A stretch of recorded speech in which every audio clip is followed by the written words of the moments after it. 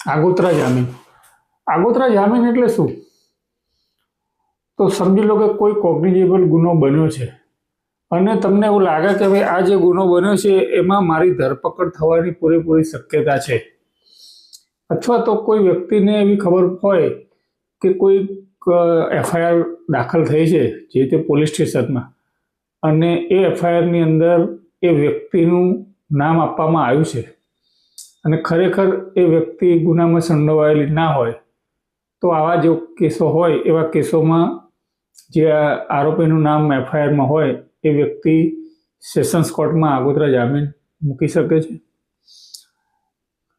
Sessions કોર્ટમાં જો આવા આરોપીની આગોતરા અરજી નામંજૂર થાય તો એ આરોપી હાઈકોર્ટ અને સુપ્રીમ કોર્ટ સુધી પણ જઈ શકે છે.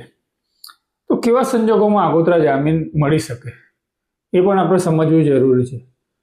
તો આગોતરા જામીન એવા કેસમાં મળી શકે કે જ્યારે નામદાર કોર્ટને એવું યોગ્ય લાગે કે આ જે ગંભીર પ્રકારનો ગુનો છે એમાં આ આરોપીની સંડોવણી નથી, તો એવા સંજોગોમાં નામદાર કોર્ટ યોગ્ય શરતોને આધીન જે આરોપીએ આગોતરા જામીન અરજી મૂકી હોય એવા કેસમાં એને જામીન પર મુક્ત કરે છે.